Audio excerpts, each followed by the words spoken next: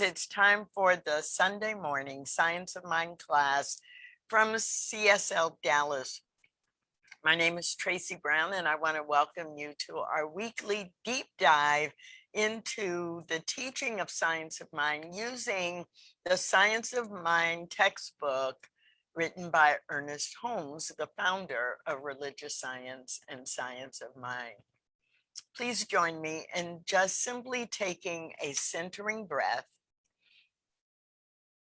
and affirming that right now, with this breath, this moment, it absolutely is the perfect time to learn, to explore, to consider, and to grow in our understanding of the spiritual principles taught by the science of mind. So let's dive in. If you've been following along with us, you know that we are in the chapter titled The Practice of Spiritual Mind Healing. And this chapter does come at the end of a section where Ernest Holmes has written about many aspects of mental healing and mental atmosphere and belief and faith and how all of that comes together. So it is very much a summary chapter of what he has written about for, I don't know, about 8 or 9 chapters before.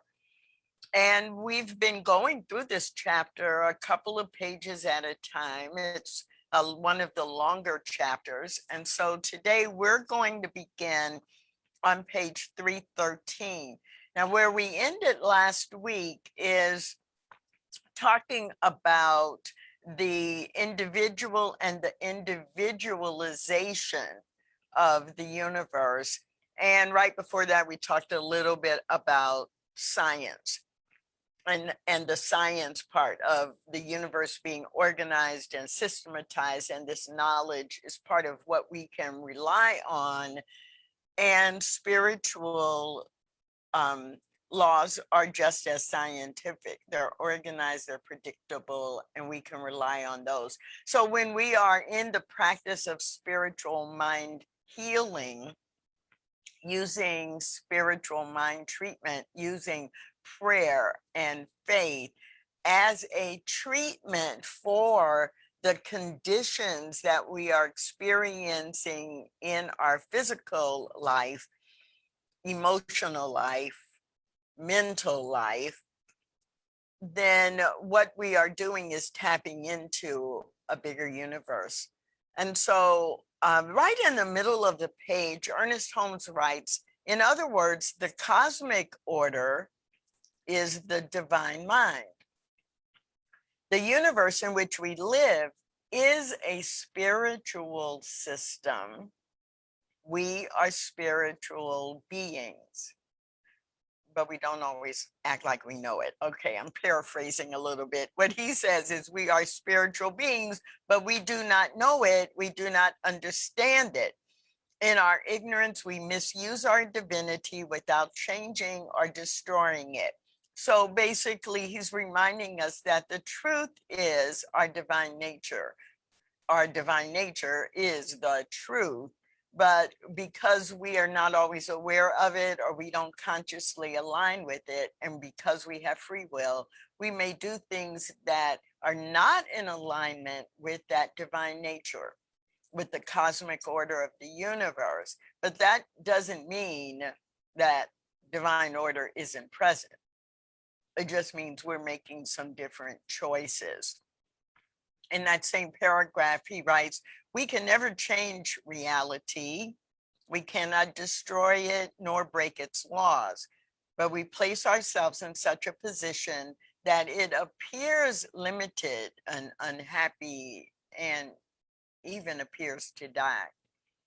So it's important for us to remember this as we are focusing on the practice of spiritual mind healing, because what we are consciously doing when we pray affirmatively is we are consciously aligning with the spiritual reality. We are consciously aligning with the truth, with the divine nature of ourselves and of life itself. So the only reason Ernest Holmes is writing about where we're not in alignment is to remind us that we actually must consciously choose to be in alignment and to keep bringing ourselves back to that truth. And when we do a treatment or when we are doing prayer, saying, speaking, writing, feeling prayer, we are reminding ourselves of the spiritual truth. So let's jump down to the bottom of the page.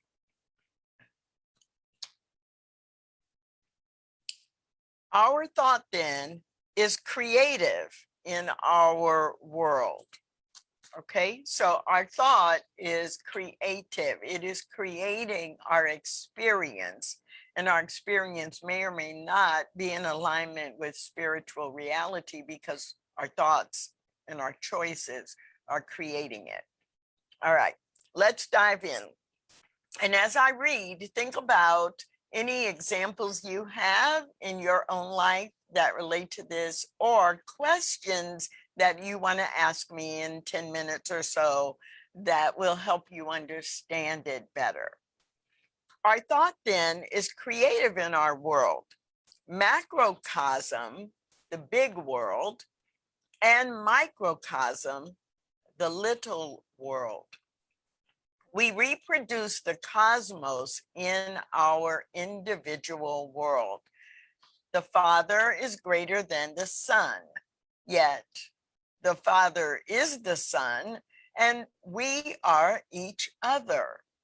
And it is in all of us. So every day we are living from this unity and projecting the experiences from it upon the screen of our objective lives. We have done this so long in ignorance that we appear to be bound by the outlines of the forms which our ignorance has projected. That is what Plato meant when he gave us the story of the slaves in the cave. They saw the shadows of bondage and thought they were bound, while all the while the chains had no reality. So what Ernest Holmes is reminding us of, and what Plato reminded us of, and what so many philosophers and prophets have reminded us of, is that based on what we think and feel, we begin to believe the stories we make up, whether they are in alignment with the way the cosmos has been designed or not. So, quoting Ernest Holmes, we seek a practical use of the truth. Spirit is the starting point of everything. There is a presence in the universe which we call God, intelligence, law, which by the very act of its word creates an objective form which is like its word. The word becomes flesh. We are some part of this creative order, and we cannot change our nature. We have to accept the truth, and we should make use of it. We had better use it constructively than destructively, in happiness rather than in misery. Happiness, misery, constructively, destructively, they are made out of the same thing, but let us try to arrive at heaven instead of hell. Hell cools off when we think of heaven. And we wish to demonstrate. What do we mean by demonstration? Nothing peculiar, nothing weird, nothing that pertains to ghost walking. To demonstrate means to prove, to exemplify, to manifest, to bring forth, to project into our experience something that is better than we had yesterday. Less pain, less unhappiness, less poverty, less misery, more good. This is what is meant by a demonstration. So, what questions do you have? It's really interesting to me because through the examples shared over the last couple of weeks, and even comments made by some of you, that last paragraph we actually have talked about. We've had people refer to how the Bible refers to the word and the word becomes flesh, right?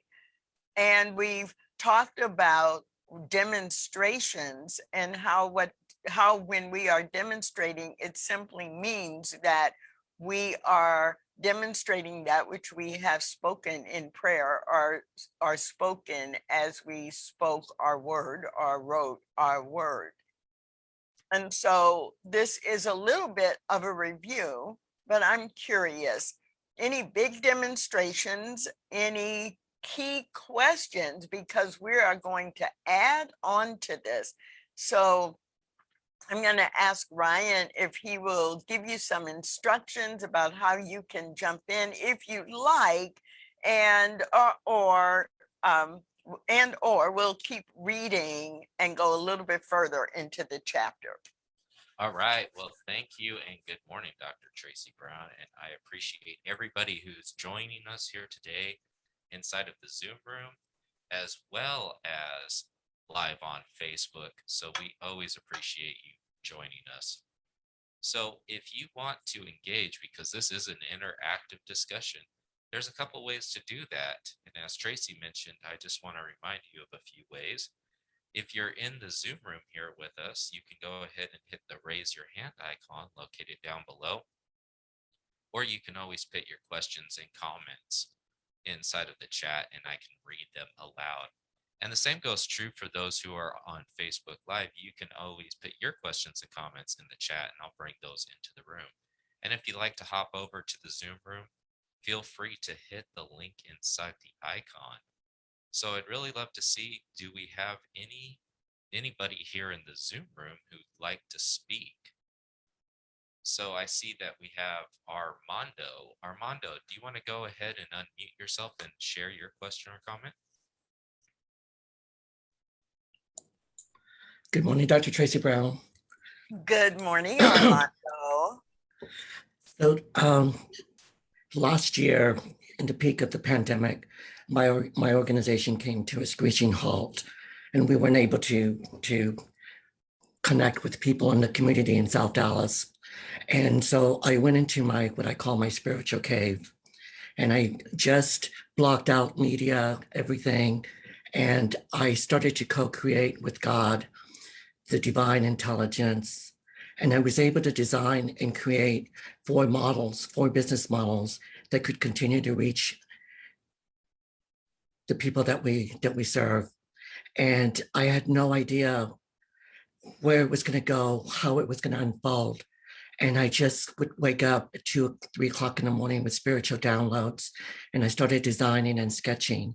And I kept doing my affirmations and reaching out to my spiritual coaches and practitioners and writing my gratitude in advance as if it already had manifested. And 15 months later,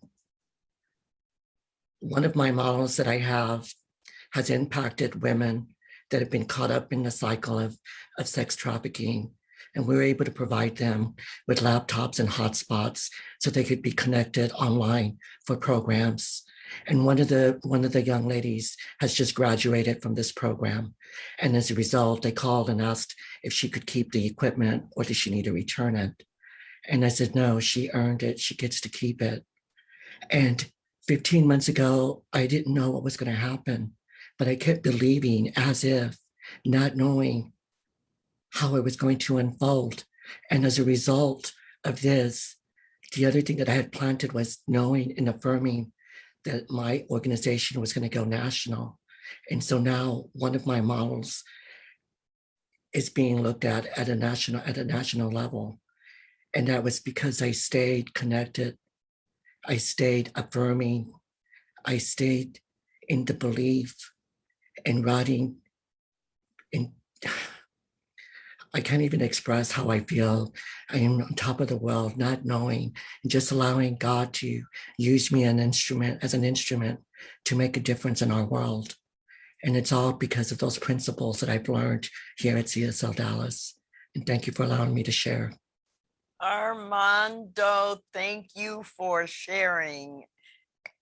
Anyone who's been a part of our community for a while is probably familiar with the step out in faith that you made when you began the organization. And it is so enriching and heart-filling to hear you share that you have continued to co-create with God, operating in spiritual principle.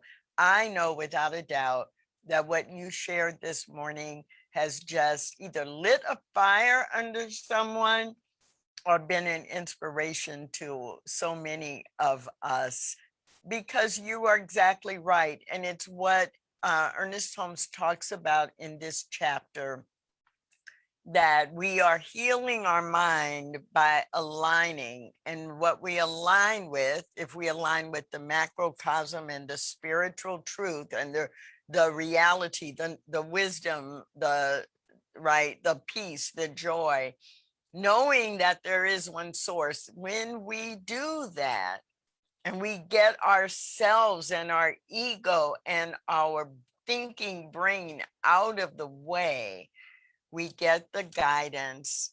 And then you do something that some of us have a little trouble with, like then you actually just follow through and believe it and are grateful for it even before you see it.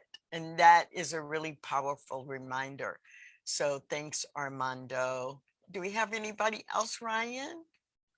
Well, I think they're waiting for you to read the next paragraph. So do you Yeah. want to dive a little bit further in? Yes, absolutely. So at the bottom of page 314, Ernest Holmes starts the paragraph with, we would like to be happier, have greater physical health. We would like to have more of what it takes to be happy. And then basically he says, like, we fall down. We fall down, we get distracted by all of the things that are going on in our lives.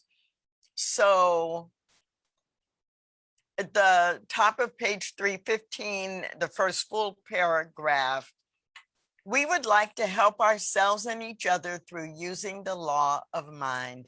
This we may do by treatment. What is a treatment? It is something the mind becomes aware of. Someone might ask, is it something the Spirit of God does to us? Yes, the Spirit of God is everything, but the mind, lowercase m mind, our human mind, must accept.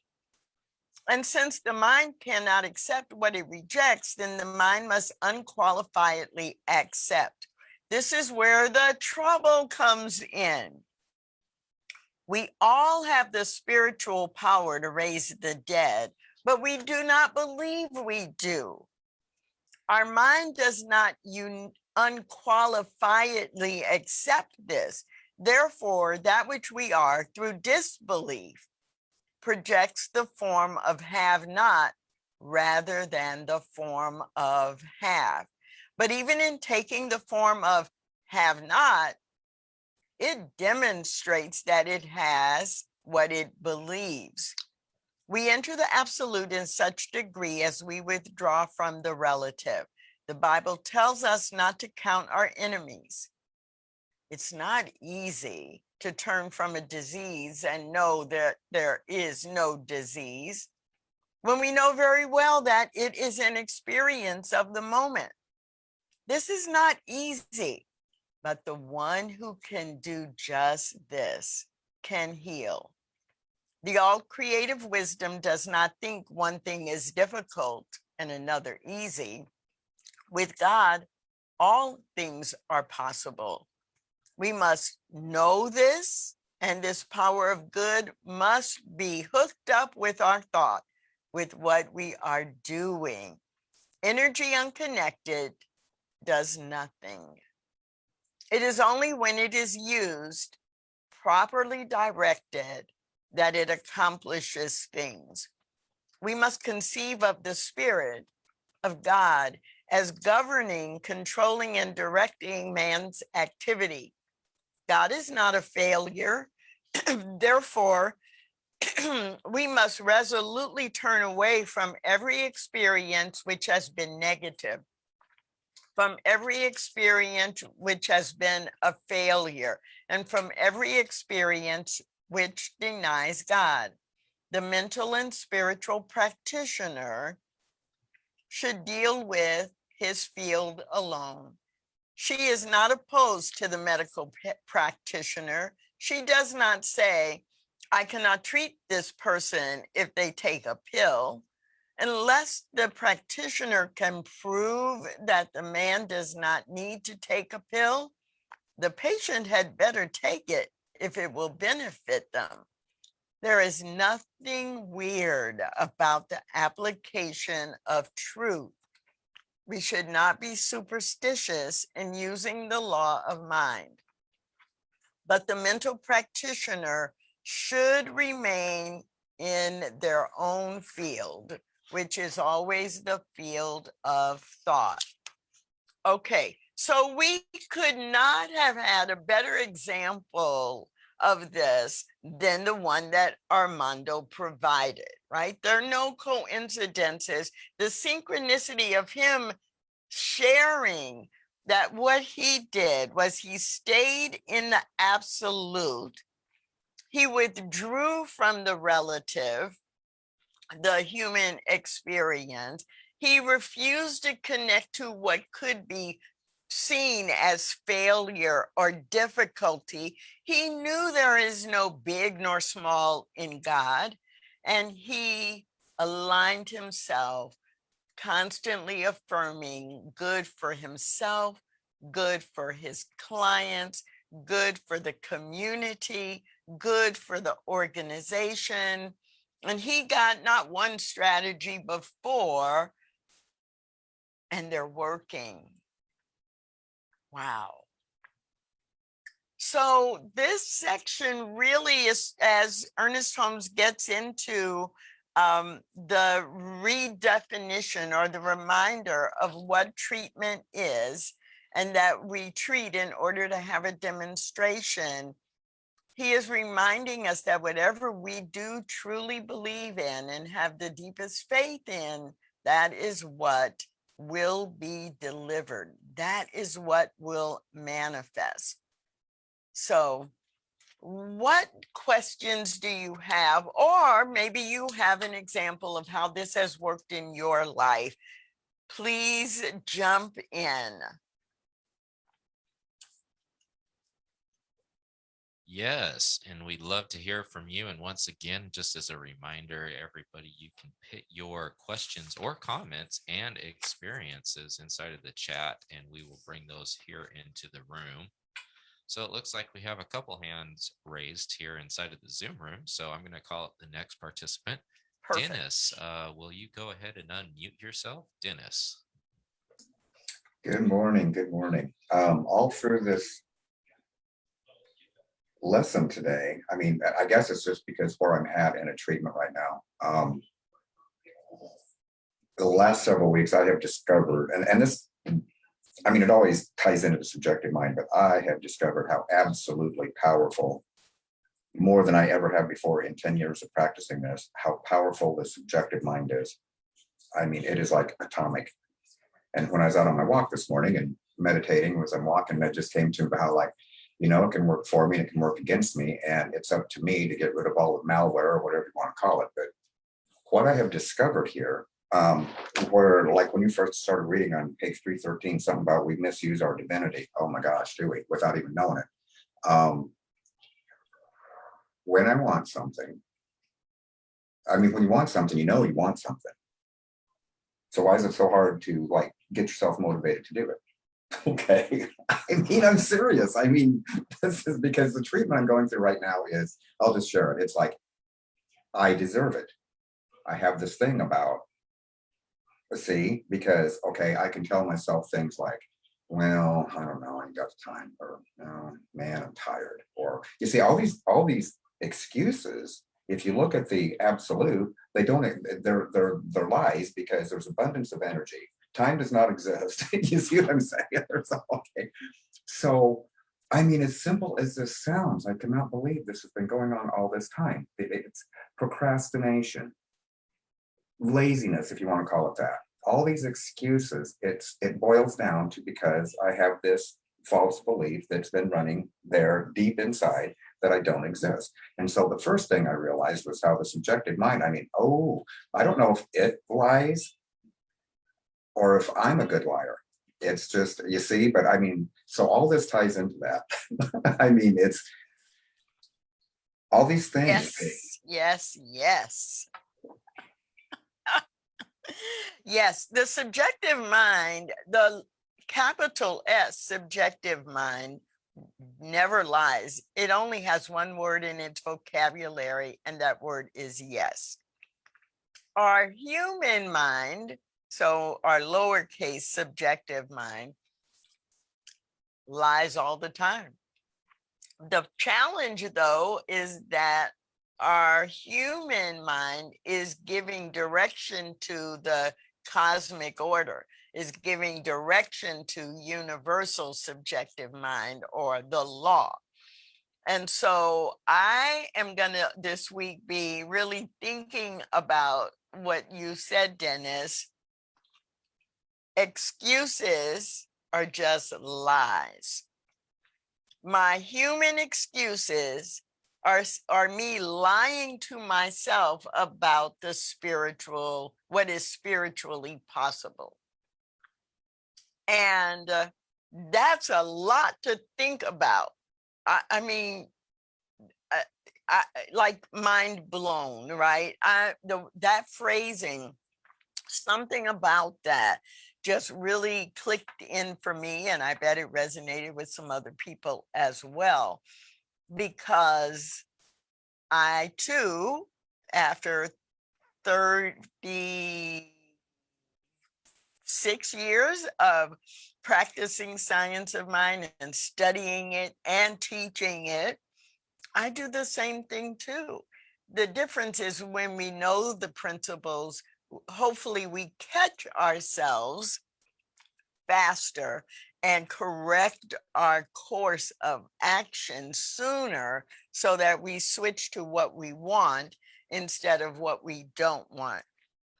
But yeah, Dennis, I'm sitting here going, guilty as charged. You are not the only one. Like, why am I not walking 5 days a week that I really want to, because it's good for my health and I know it? Because I have a lot of excuses that are not the truth of me or the truth of what's possible. So, Ryan, who else do you have?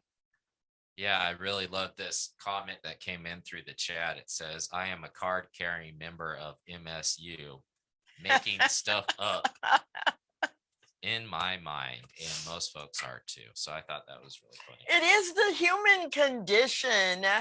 And the reason we study these principles and metaphysics in general, the reason that we study it and we never stop is because even if intellectually we know it, we are constantly doing the work. It doesn't mean that we've messed up or that we haven't learned it. It's that it's not magic. So we are living the human experience, and that is going to happen. But we can make choices so that we don't, our default becomes moving towards spiritual alignment and using spiritual mind healing for the constructive and for the good. Absolutely. That's a powerful way to describe it. I love it. So I'm going to call in Connie. Do you want to go ahead and unmute yourself, Connie? Join the conversation. Yes, thank you very much. Good morning, Dr. Tracy, and good morning, everybody. Woo, this again is totally amazing. Armando's talk was very, very inspiring and uplifting for me. And I'm going to use his suggestions as much as possible. And then relating to what Dennis said, my question is essentially the same. I do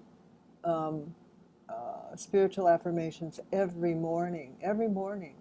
But one thing I have found is I can feel that conviction for my Sangha group when I pray for them. And then I have a list of people that I pray for too. But for me, it's a little bit different. That's where the doubt comes in, and I don't know what it is. It's about feeling worthy or whatever. But what happened for me about exercise, I came to a point, and I've shared this before, where I absolutely had to do it. I had to, no choice. Because if I didn't, I would go back into the pain of osteoporosis, because the exercise drives the protein into the bones. So I had to make it a number one priority because of pain. I want to make things a number one priority, not for that reason. So that's where I am. Yeah. Yeah, if we don't, there's a place in the book where Ernest Holmes says, well, this is not a quote, but basically he makes a statement like, humans have learned all they can learn from pain and despair. You can learn just as much or change your life, even more when you do it from peace, joy, right? All the abundance, prosperity, right? We don't have to have pain in order for our lives to expand and evolve in a positive direction. But someone forgot to tell us that. And so for many of us, we do find that we are driven by pain or lack or crisis. And it is an opportunity when we do experience pain or lack or crisis or chaos or grief. It is an opportunity for us to consciously realign ourselves and go through the pain, through the chaos, through the grief, through the experience, just constantly realigning ourselves, bringing ourselves back to the spiritual truth. And that's why this whole section on spiritual mind healing is so important, because we will always, as long as we are in our human form, we will always have things, situations, people, we will always have conditions that we need to apply spiritual principle to.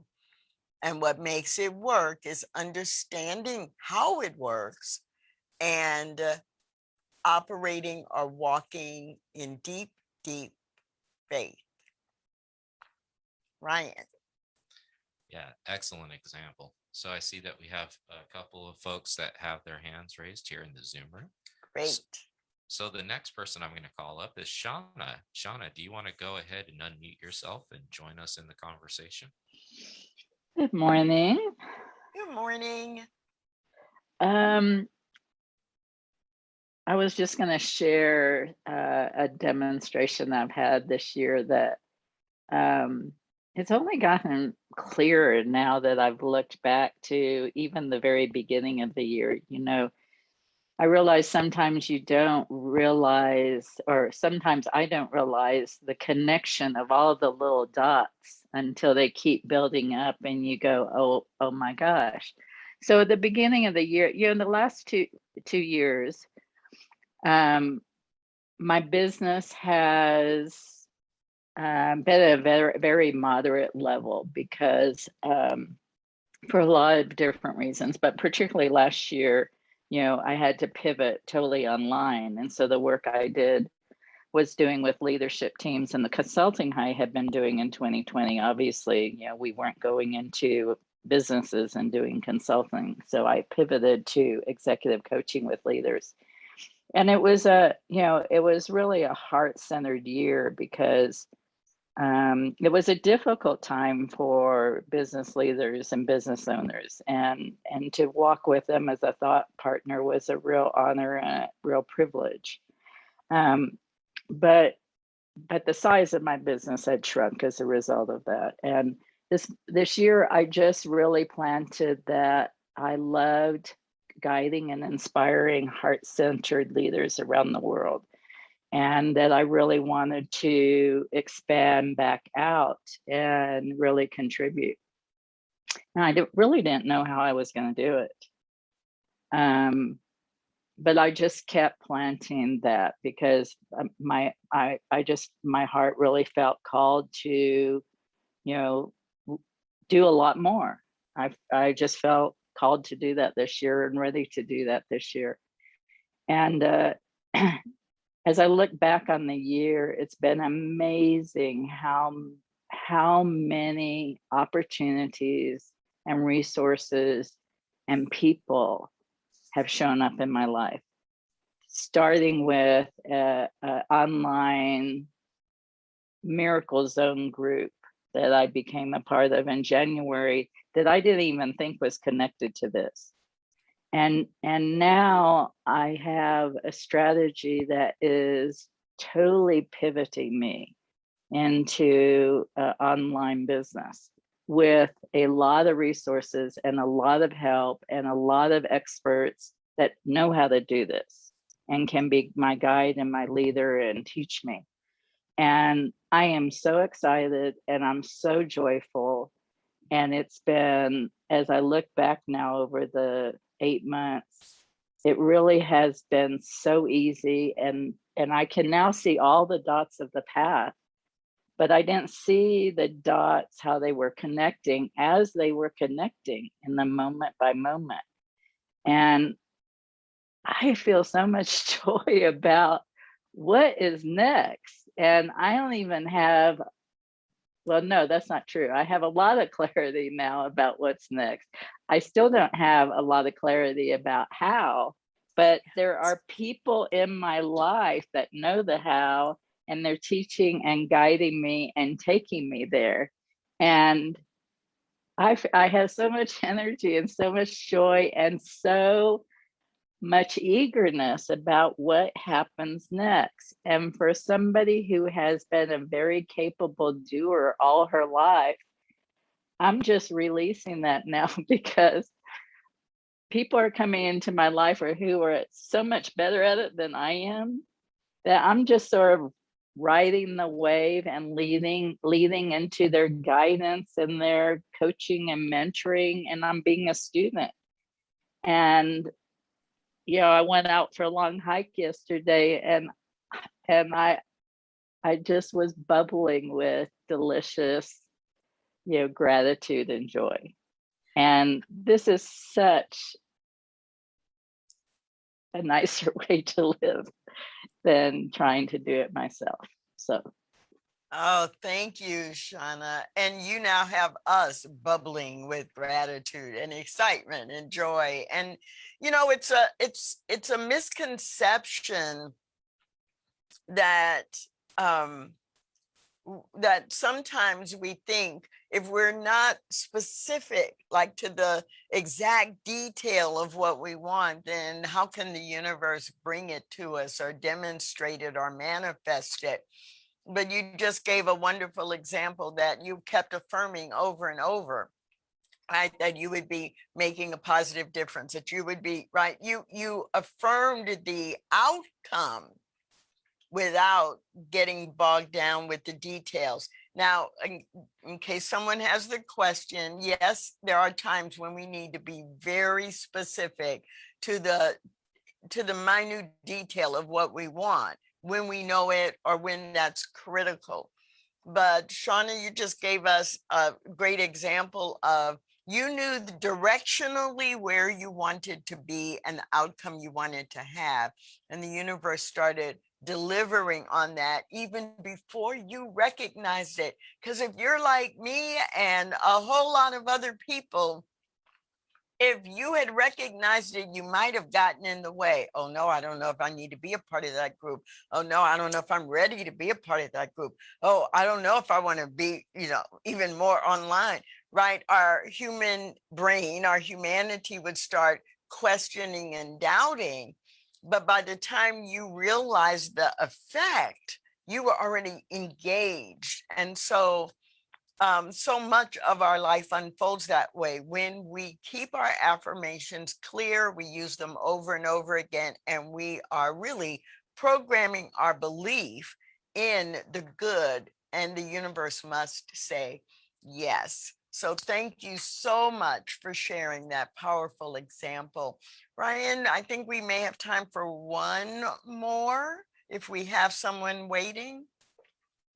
Well, it looks like the folks who were in the waiting room got their answers to the questions that they had. So I'm going to go ahead and maybe we could squeeze in just a little bit more as we close out today. Yes, because there is the last paragraph on page 316 that I did not want to end today's time without diving into. So at the bottom of page 316, unlike the physician who must diagnose the disease and work with it, the metaphysician turns entirely away from the disease in their thought. Diseases, whether they be mumps, measles, poverty, or unhappiness, all are wrong adjustments to life. That's what disease is, lack of ease. The mental and spiritual practitioner must turn completely away from the condition as it is and must contemplate it as it ought to be, never as it appears to be.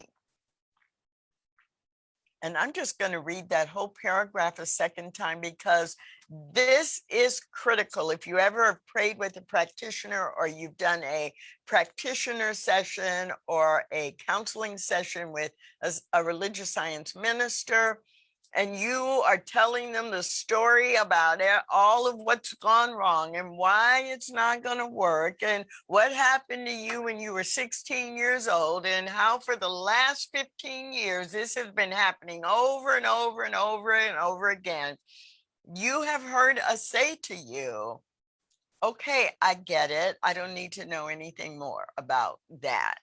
What I need to know is, what do you want instead? Because that's where my work is. My work as a practitioner of religious of science of mind principles, not a licensed practitioner, not a minister, anyone who practices science of mind principles. Our work is in looking at what we want, affirming it, and separating ourselves from any belief in the false appearance. So I'm going to read this paragraph one more time, and then we're going to call it a day. Unlike the physician who must diagnose the disease and work with it, the metaphysician turns entirely away from the disease in their thought. Diseases, whether they be mumps, measles, poverty, or unhappiness, or divorce, or foreclosure, or unemployment, or whatever the disease is, all are wrong adjustments to life.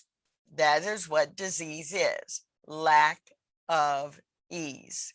The mental and spiritual practitioner must turn completely from the condition as it is and must contemplate it as it ought to be, never as it appears to be. So that's your homework for this week. Your homework this week is to turn away from condition and to focus your contemplation, your affirmations, your prayer, your thoughts on what you want and how the spiritual truth, divine order, is playing out in your life. And we'll come together again next Sunday and go a little bit deeper and finish out this chapter on spiritual mind treatment.